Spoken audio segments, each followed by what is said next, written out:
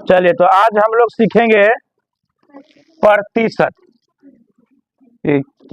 यानी कि क्या सीखेंगे बच्चा? प्रतिशत। ये ध्यान से सुनिएगा और सीखिएगा।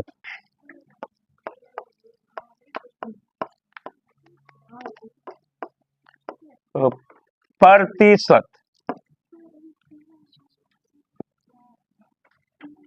प्रतिशत को इंग्लिश में क्या कहते हैं? तो प्रतिशत को इंग्लिश में कहते हैं परसेंटेज। क्या कहते हैं? परसेंटेज कहते हैं। अब देखिए, प्रतिशत का संकेत क्या होता है? प्रतिशत का संकेत जैसे इस तरह का होता है, यानी जहां भी ये यानी दिखे तो समझ जाना है क्या प्रतिशत है। और ये जो प्रतिशत है इसका मतलब क्या होता है जानते हैं? इसका मतलब होता है 1/100। यानी प्रतिशत का मतलब 1/100। अब मान लीजिए एक सवाल है कि 50%, इसको हल करना है, तो वो कैसे हल होगा? तो यानी 50 है, आपको ये तो जानकारी है ना कि प्रतिशत का मतलब 1/, तो यहाँ पर लिख देंगे 1/100। अब देखिए 1 0 से 1 0, 5 एकम 5 अपनी 5 दूनी, तो यानी कि कितना होगा? 1/2 होगा। तो उसी प्रकार से 20% का यानी कितना होगा? तो क्या करोगे? यानी 20 गुने ये परसेंटेज का मतलब 1/100।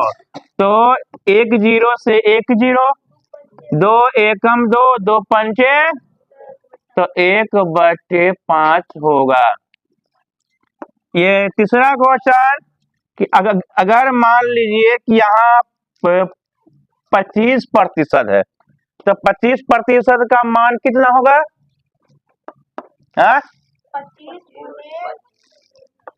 25 गुने 1/100, यानी 25 को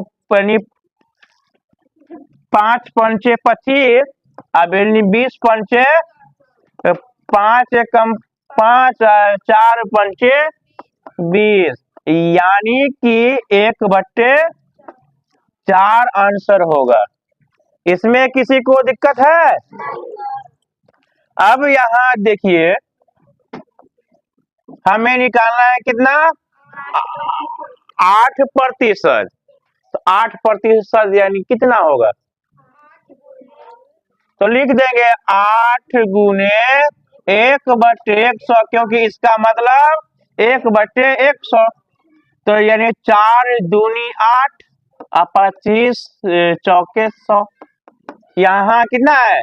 2। 2 को 1 से गुना करेंगे 2, नीचे हो जाएगा 25। अगर यहाँ पे अगर मानकर चलिए 24% है, तो 24% का मान कितना होगा? तो 24 गुने 1/100, तो यानी 24 को काटेंगे 6 चौके 24, 25 चौके 100, यानी 6/25। इसमें किसी को यानी दिक्कत? तो अभी आप लोग इस सवाल को हल कीजिए, यानी 10% निकालिए, 15% निकालिए, 44% निकालिए